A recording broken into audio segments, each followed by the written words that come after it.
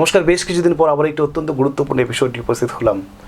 আজকের এপিসোডটা পার্টিকুলারলি আপনারা যারা ভোট কর্মী রয়েছেন, সাধারণ মানুষ রয়েছেন, কাইন্ডলি কমপ্লিট এপিসোডটা দেখার চেষ্টা করুন এবং পারলে এই এপিসোডটা লাইক এবং শেয়ার করুন। দেখুন, আপনারা সবাই জানেন যে এই মুহূর্তে পশ্চিমবঙ্গে 2021-এর বিধানসভা নির্বাচন চলছে। 4টে দফার নির্বাচন অলরেডি শেষ হয়ে গেছে। বিশেষ করে চতুর্থ দফায় ব্যাপক পরিমাণে ভায়োলেশন বা হিংসা আমরা দেখেছি। কোচবিহারের শীতলকুচিতে কী ঘটনা ঘটেছে আমরা সবাই জানি। এক দল বলছেন যে কেন্দ্র বাহিনী গুলি চালিয়ে ঠিক করেছেন, একদল কমপ্লিটলি এর বিরোধিতা করছেন। আমরা কিন্তু এই রাজনৈতিক দরজায় যেতে চাইছি না। কেন গুলি চালানো হয়েছে, গুলি চালিয়ে ঠিক করেছে কি ভুল করেছে, এই বিতর্কে আমরা যেতে চাইছি না। আমাদের পার্টিকুলারলি যেই বিষয়ে আমরা আশঙ্কিত সেটা হচ্ছে যে যারা ভোট কর্মীরা, যারা প্রিজাইডিং অফিসাররা, যারা পোলিং অফিসাররা, যারা ভোট নিতে যাচ্ছেন তাদের সুরক্ষা নিয়ে সবথেকে বড় প্রশ্ন উঠেছে। আমরা ইতিমধ্যেই জেনেছি যে এই শীতলকুচিতে যারা পোলিং অফিসাররা রয়েছেন, অলরেডি 3rd পোলিং অফিসারের সাক্ষাৎকার ভাইরাল হয়েছে। তিনি বলছেন যে তার হাত ভেঙে দেওয়া হয়েছে, তিনি প্রহূত হয়েছেন, তাকে প্রহার করা হয়েছে। বাকি পোলিং অফিসার যারা ছিলেন তারাও আহত হয়েছেন। মানে পার্টিকুলারলি যারা ভোট নিতে যাচ্ছেন তারা যদি সুরক্ষা নিয়ে বড় প্রশ্ন করেন, তারা যদি আঘাতপ্রাপ্ত হন, তাহলে কিন্তু অত্যন্ত দুর্ভাগ্যজনক ঘটনা। কারণ আগামীতে যারা ভোট কর্মীরা রয়েছেন, যারা ভোট নিতে যাবেন, তারা কিন্তু অত্যন্ত আশঙ্কায় থাকবেন। তাহলে কিন্তু কোনোভাবে নিরপেক্ষ এবং অবাধ ভোট করানো সম্ভব নয়। আপনারা সবাই জেনে রাখুন, যারা ভোট কর্মীরা যান তারা কমপ্লিটলি ফোর্সদের উপরে ডিপেন্ডেন্ট হয়ে থাকেন, যে ফোর্সরা তাদেরকে কমপ্লিট নিরাপত্তা দেবেন, তাহলেই তারা নিরপেক্ষ এবং অবাধ ভোট করাতে পারবেন। কিন্তু সেক্ষেত্রে যদি এরকম আঘাত হয়, অত্যন্ত দুর্ভাগ্যের। আমি পার্টিকুলারলি আজকের এই এপিসোডে যারা নির্বাচন কমিশনে যদি কেউ শুনে থাকেন, আমি পার্টিকুলারলি কতগুলো প্রশ্ন করতে চাই।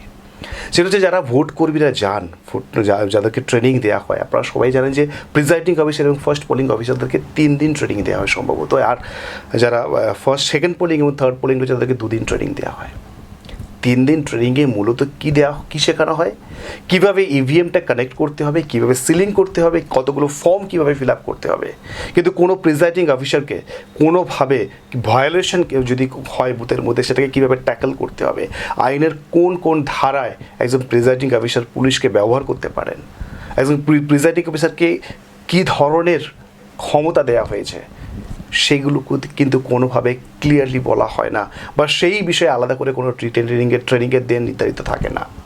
আমি জোর গলায় বলতে পারি যে 70% প্রেসিডেন্ট অফিসার তারা জানেন না যে তারা বুথের মধ্যে, তিনি হচ্ছে ম্যাজিস্ট্রেট, তাকে ম্যাজিস্ট্রেটের পাওয়ার দেওয়া হয়েছে। ম্যাক্সিমাম প্রেসিডেন্ট অফিসার শুধু তার দায়িত্বটুকুই বুঝতে চান যে তিনি ভোটটা করবেন, মেশিন সিলিংটা ঠিকঠাক করে করবেন, কানেকশনটা ঠিকঠাক করবেন, ফর্মগুলো ঠিকঠাক ফিল আপ করবেন, জমা দেবেন। বুথের মধ্যে ভায়োলেশন হলে কী কী করতে হবে সেটা যদি ঠিকঠাকভাবে একজন প্রিজাইডিং অফিসারকে না বলা হয়, তাহলে কিন্তু প্রিজাইডিং অফিসার তিনিও কিন্তু অজ্ঞ থেকে যাচ্ছেন। আপনারা সবাই জানেন যে ভোটে যদি ভায়োলেশন তৈরি হয়, তাহলে যারা ফোর্সেস থাকে তারা মফকে ডিসপার্স করার জন্য একটা ফর্ম নিয়ে আসেন সিগনেচার করার জন্য প্রিজাইডিং অফিসারের, এবং প্রিজাইডিং অফিসার সেটা দেখেও তিনি ঘাবড়ে যান। তিনি জানেন না যে তিনি আদৌ সেই ফর্মে সাইন করবেন কিনা, সেই ফর্মে সাইন করার পরে পুলিশ মফকে ডিসপার্স করার জন্য গুলি চালাতে পারে কিনা। বিভিন্ন রকম আইনের ধারা রয়েছে, সেগুলো সম্পর্কে কমপ্লিট নলেজ একজন প্রিজাইডিং অফিসারকে দেওয়া হয় না। সব থেকে বড় কথা, একজন প্রিজাইডিং অফিসারকে যদি ম্যাজিস্ট্রেট পাওয়ার দেওয়া হয়, তিনি যদি 100 মিটারের মধ্যে সর্বময় কর্তা হয়ে থাকে, তাহলে যারা পোলিং এজেন্টরা আসেন তাদেরকেও কমপ্লিটলি ট্রেনিং দেওয়া উচিত, বা তাদেরকে কমপ্লিটলি বলে দেওয়া উচিত যে প্রিজাইডিং অফিসার হচ্ছে একজন ম্যাজিস্ট্রেট। একজন ম্যাজিস্ট্রেটের সাথে উঁচু গলায় কথা বলা যায় না, একজন ম্যাজিস্ট্রেটের গায়ে কখনোই আঘাত করা যায় না, এবং একজন ম্যাজিস্ট্রেটের গায়ে যদি আঘাত করা হয় তাহলে কী ধরনের শাস্তি হতে পারে সেটাও কমপ্লিটলি প্রত্যেকটা পোলিং এজেন্টের জানা উচিত। এবং তার সাথে সাথে প্রত্যেকটা পোলিং অফিসার যারা রয়েছেন বা প্রিজাইডিং অফিসার রয়েছে তাদেরকেও অবহিত করা উচিত। কিন্তু বোধহয় দুর্ভাগ্যজনকভাবে এটা আমাদের কোনো ভোট ট্রেনিংয়ে আমরা এই জিনিসটা দেখতে পাই না।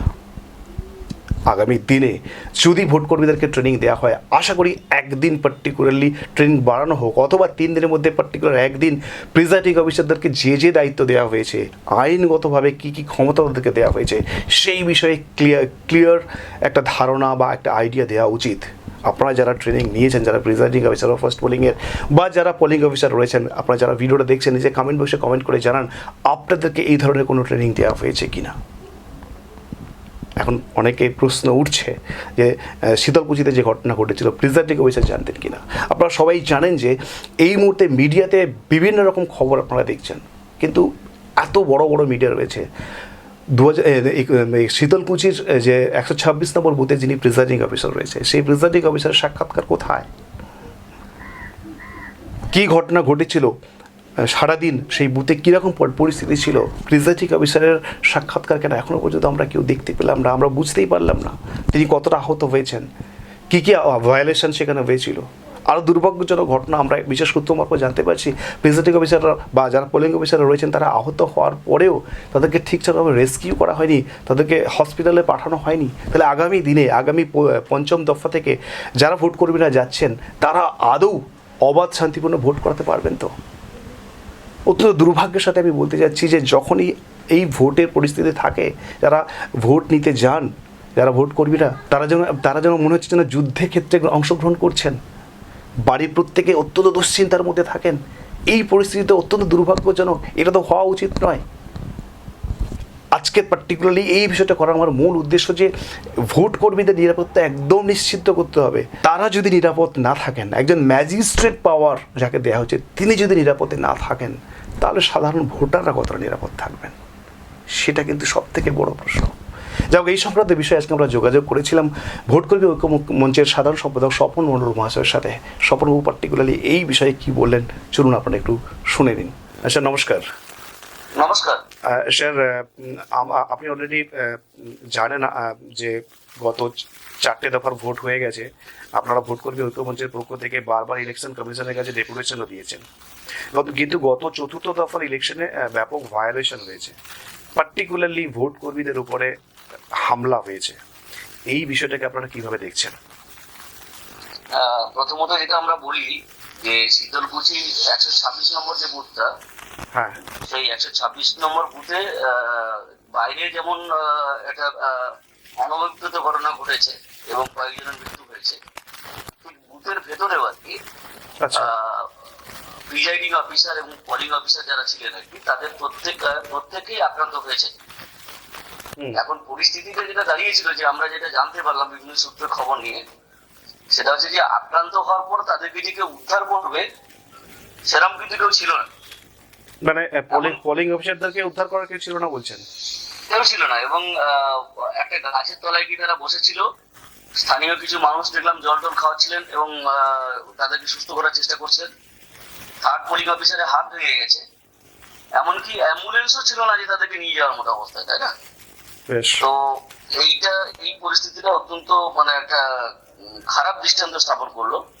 আমরা গতকাল নির্বাচন কমিশনে গিয়েছিলাম, আমরা এই দাবিটাও তুলেছি যে বাহিনী থাকা সত্ত্বেও বা নিরাপত্তা রক্ষী থাকা সত্ত্বেও বুথের ভিতর কিভাবে লোকে ঢুকে গেল, কারা ঢুকলো, এখনো পর্যন্ত কিন্তু নির্বাচন কমিশন সেটা স্পষ্ট করেনি। আমাদের কাছে যেটা জানতে হবে, মানে রাজ্যের ভোট কর্মীরা যেটা জানতে চান যে ওই বুথে অ্যাকচুয়ালি কারা ঢুকেছে। এক ভোট কর্মীর বিবৃতি থেকে জানা যাচ্ছে যে বলছে যে অনেক বহিরাগত তার মধ্যে ঢুকে গেছে, তাই না? তাহলে আমার বাহিনী যদি বুথের সামনেই থাকে, যেখানে আপনি জানেন যেখানে প্রবেশ করে লোকেরা, ঠিক সেখানেই বাহিনী লোকেরা দাঁড়িয়ে থাকে নিরাপত্তা দেওয়ার জন্য, তাই না? তাহলে সে বুথের ভেতরে হুড়ুড় করে এত লোক ঢুকে গেল কি করে? তাদেরকে চিহ্নিত করা হোক। ওখানে তো ওয়েবকাস্টিং এরও ব্যবস্থা ছিল, ওইখানে তো ভিডিওগ্রাফি করার ব্যবস্থা ছিল, তাই না? সেগুলো কোথায়? সেই একটাও তো প্রকাশ করছে না নির্বাচন কমিশন। আমাদের কাছে এটাই রহস্যজনক মনে হচ্ছে। আগামী ফেজগুলোতে স্যার আপনারা কি নিশ্চিত করতে চাইছেন? আমরা বারবার করে যেটা বলেছি যে ভোট কর্মী যারা যান প্রিজাইডিং পোলিং অফিসার, তাদের দায়িত্বটা তারা সঠিকভাবে পালন করেন, কিন্তু নির্বাচন কমিশন বলুন বা রাজনৈতিক দল বলুন, তারা তাদের যে এখতিয়ার, সেই এখতিয়ারের বাইরে গিয়ে কিছু কিছু ক্ষেত্রে কাজ করছে।